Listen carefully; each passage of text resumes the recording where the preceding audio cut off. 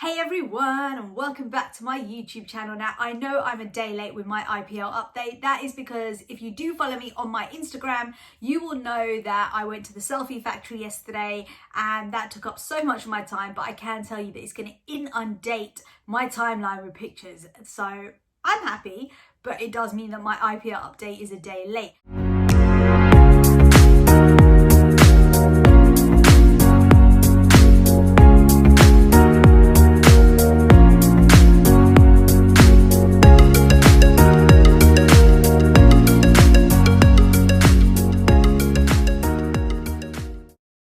So where did I leave it last week? Well, the Chennai Super Kings were going head to head with Mumbai Indians. Chennai Super Kings being one of the top teams and Mumbai Indians being the other. So you know it was going to be an exciting match. Chennai Super Kings won the toss and elected to bowl first. So Mumbai Indians went into bat first and they managed to score 162 for 9 after 20 overs. The Chennai Super Kings managed to win by 4 runs. They scored 166 for 5. So I have to say, although I'm a Mumbai Indians fan, Chennai Super Kings played really well, so hats off to them for managing to win. Now the next day saw the Delhi Capitals take on the Kings 11 Punjab, and this was a very interesting match because it ended up in a super over, and I will explain to you what that is.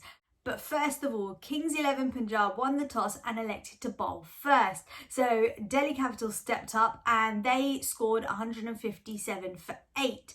Now, at this point, the Kings 11 Punjab had to basically score 159 runs. Could they do it? No.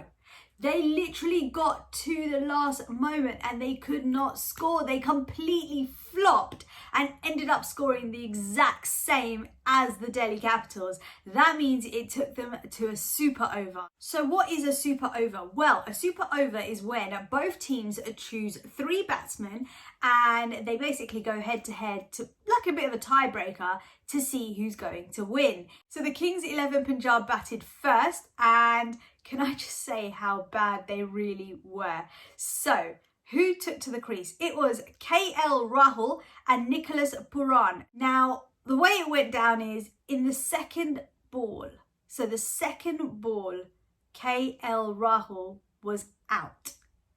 And in the third ball, Nicholas Puran was out. Now, considering they only get to choose 3 batsmen, 2 of them are out, we're done with, right? So the Delhi Capitals managed to win with 4 balls remaining. So that is how it went down in the super over. The next day then saw the Royal Challengers Bangalore take on the Sunrisers Hyderabad. Sunrisers Hyderabad won the toss and elected to bowl first. So the Royal Challengers obviously took to bat first. They scored 163 for 5 after 20 overs. And the Sunrisers Hyderabad only scored 153. Therefore, the Royal Challengers Bangalore won. So we move on to Tuesday, the 22nd of the 9th, and this is where the Rajasthan Royals take on the Chennai Super Kings. Now, we would expect the Chennai Super Kings to win and just do really well, but they didn't do that great, actually. Chennai Super Kings won the toss and elected to bowl first. Rajasthan Royals managed to score 216 for 7 after 20 overs, and the Chennai Super Kings only scored 200 for 6 after 20 overs. Therefore, the Rajasthan Royals managed to win by 16 runs. So they completely beat the Chennai Super Kings. So we're going to move on to Wednesday, the 23rd of 9th, where the Mumbai Indians take on the Kolkata Knight Riders. Now, the Kolkata Knight Riders won the toss and they elected to bowl first. It seems that anyone that wins the toss decides they're going to bowl first. And the Mumbai Indians managed to score 195 for 5 after 20 overs. Now, the score doesn't seem that great, to be honest. In fact, 195-5 is not that great. However, they still managed to win because the Kolkata Knight Riders only managed to score 146 for 9. And so the Mumbai Indians won by 49 runs. So if we move on to Thursday's match then, that saw the Kings 11 Punjab and the Royal Challengers Bangalore go head to head. The Royal Challengers Bangalore won the toss and they elected to bowl first, of course. And so the Kings 11 Punjab step up and they managed to score 206 for 3 after 20 overs, setting themselves quite a high bar for the Royal Challengers Bangalore, and the Royal Challengers Bangalore only managed to score 109 runs. Yeah, 109 runs. Therefore, Kings 11 Punjab completely and utterly won that match. The next day was Friday, and it was the 25th of September, and the match was between the Delhi Capitals and the Chennai Super Kings. Now, the Chennai Super Kings won the toss and they elected to bowl first. So Delhi Capitals stood up and batted first, managing to score 175 for 3. Again, not a massive score, not setting themselves a high run rate.